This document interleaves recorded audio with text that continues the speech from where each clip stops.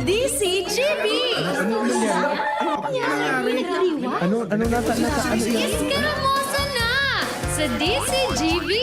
Escaramuza, istorya sa kakanan, mano-mano sana. Marina, entra na sa Escaramuza.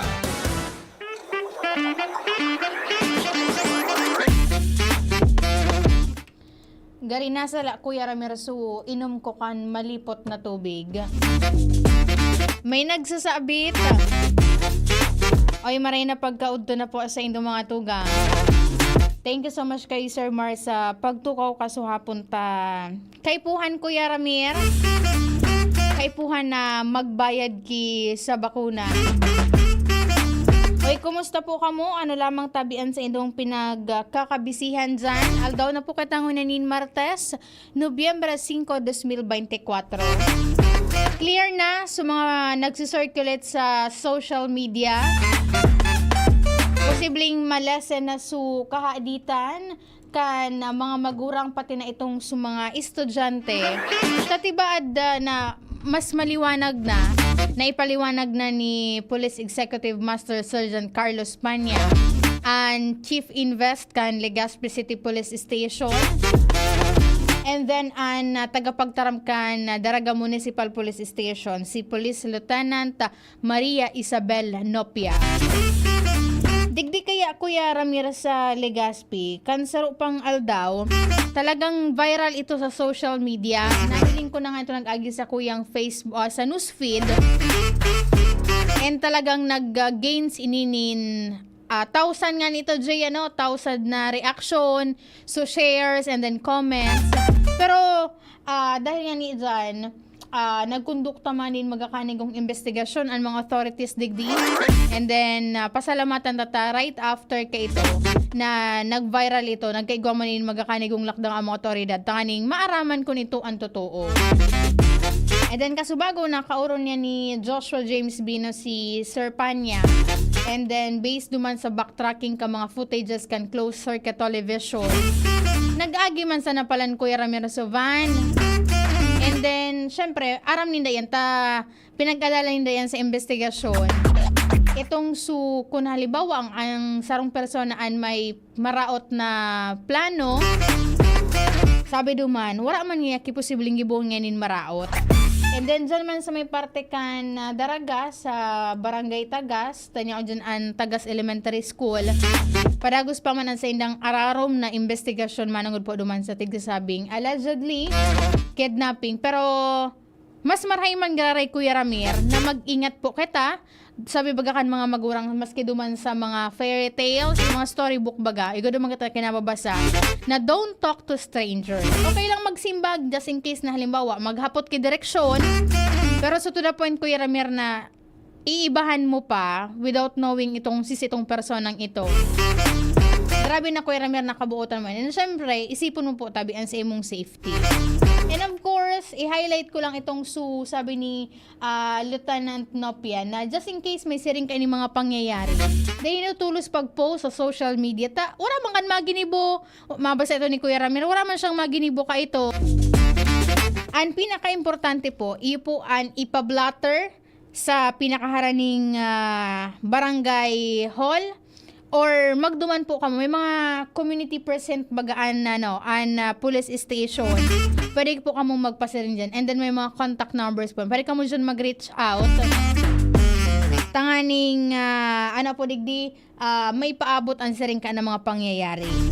Maray na pagkaudo kay Kuya Jerel Aranya, sabi na good nun po, dapat po Ma'am A, sampulan man po, so nag-post adi, God bless all over the world. Although kasuhapon minahiling ako kaini, tanato paran ko subarkada ko dyan sa provincial officer sa parigi sa Tanchuling, hay na ito sa post ni Sir Noe Brigel, tagari si Sir Noe na alarma man nini, isay mo na katanday mag-hadit ka ito. Pwede ini sabi ginikan ni Sir Noe, po digdi, pwede daang mag-file nin complaint. Gari ngaya scare scam ito ngayang naglalakop. And then just in case ngaya na gusto nilo mag-file nin kaso, syempre, alarm and scandal iyan. Tapos sabi na digdi, tapos ngaya shoot ngaya ito sa special law na anti-cybercrime. Malangan ni Kuya Ramirta so incidente dyan sa may parte kan Rawis na find out. Malangan ita so tag sa dirikan post ito several years ago. Medyo ikmat siya sa mga siringkan sa social media. Nahiling niya na pinag-copy-paste lang ka ini yung sarong personang ini. Itong su post niya several years ago na nakalihis na nagkaperang taon. Kaya, just in case, may mga siringka mo ka na nagkahiriling sa social media, dahil po masyadong mag-react nin. So, although talagang makatakot man talaga, pero see to it na tig-verify po nito sa mga magkakanigong ahensya kan gobyerno. Tasinda po an tamang mga sources na pwede pong magpaluwaskan siring na mga informasyon. And nagkaperang minutos pa sana, asay duman sa interview kasubago ni Joshua James Bino kay Lieutenant Nopia, nagpaluwas naman ni na opisyal na pahayag ang Daraga Municipal Police Station headed by Police Lieutenant Colonel Edgar Azote sa indang Acting Chief of Police.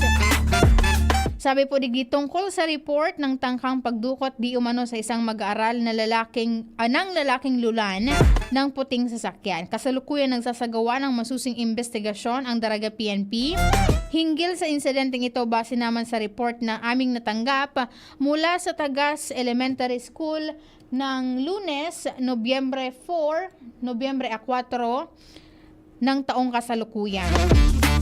Hinihikayat po namin ang lahat na agad na magsumbong o report sa pinakamalapit na himpilan ng pulis o ang anumang kahinahinalang kilos o tumawag sa Police Daraga Hotline na 0918-5933-837 o sa number na 0998-5985937.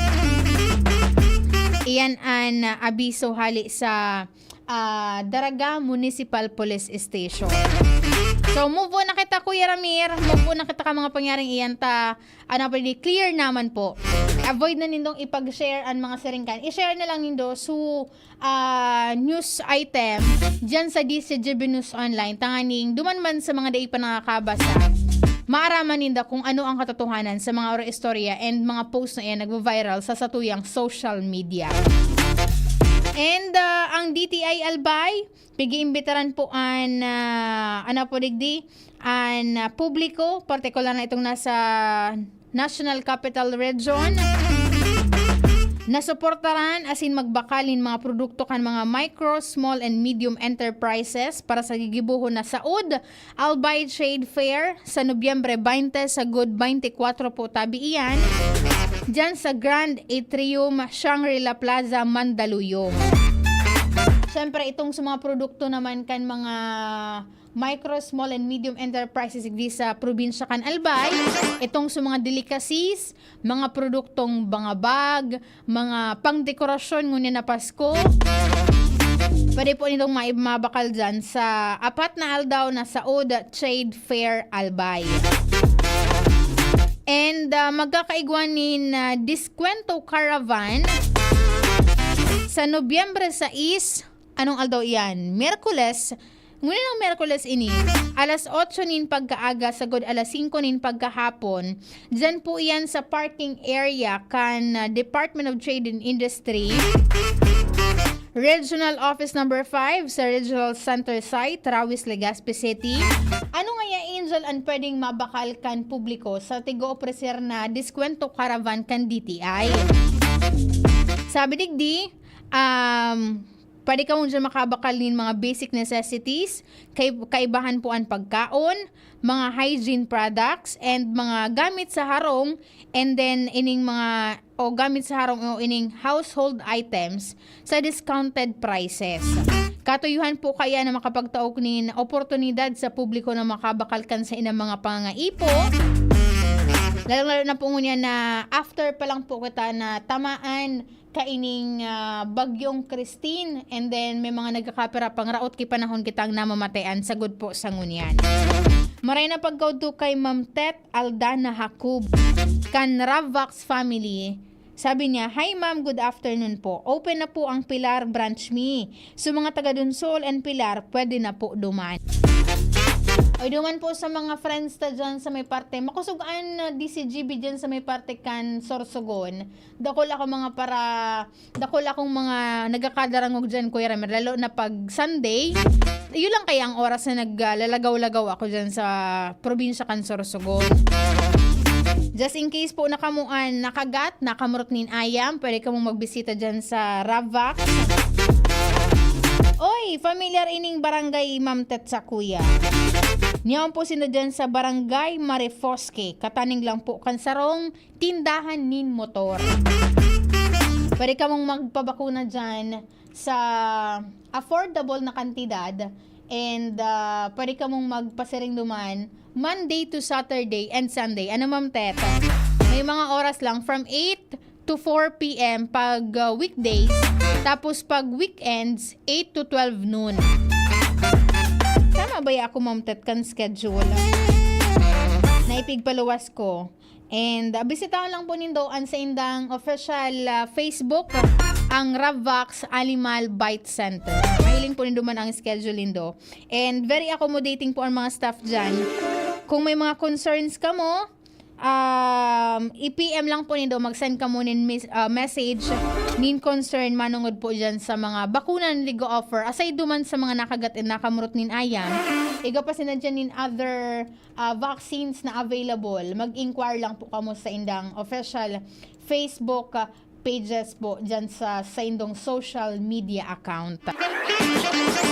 Ano pa man Kuya Ramir, happy birthday po muna pala sa gabos ng siselebarkan sa indang kumpliano na napagkaaldaw. Asa kuyang ka-partner po sa Lado Technical, si Kuya Ramir Tanay. Di ko na isugpon, so dapat na isugpon ko siya.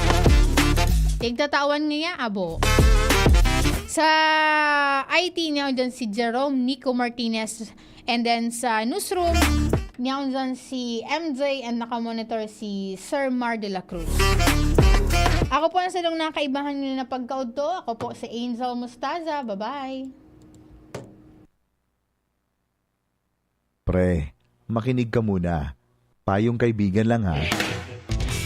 Work hard, play hard. Yan ang motto ko dati. Pero nakakapagod din pala katagalan. Sa gitna ng lahat ng mga puyat, inom at pagkain ng masasarap, kasama na ang oily at fatty foods, kailangan pa ring bantayan ang kalusugan. Tamang kontrol ang kailangan. Katuwang ko, ang Liverade. May silimarin na maaring makatulong, protektahan ang atay. Cheers to more good times. Be a liver lover.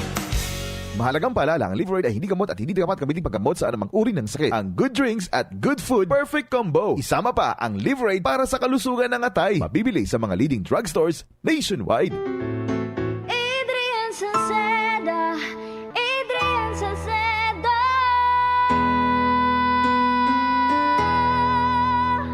Padagos ang pagtabang niya sa sato padabata. Yan sa tong alkalde sa banwaan ni Pulangi. Taon-taon kadako lang mga naginibuhan niya. Idolo padabata si Adrian Salceda. Tunay na aki kan tercer distrito.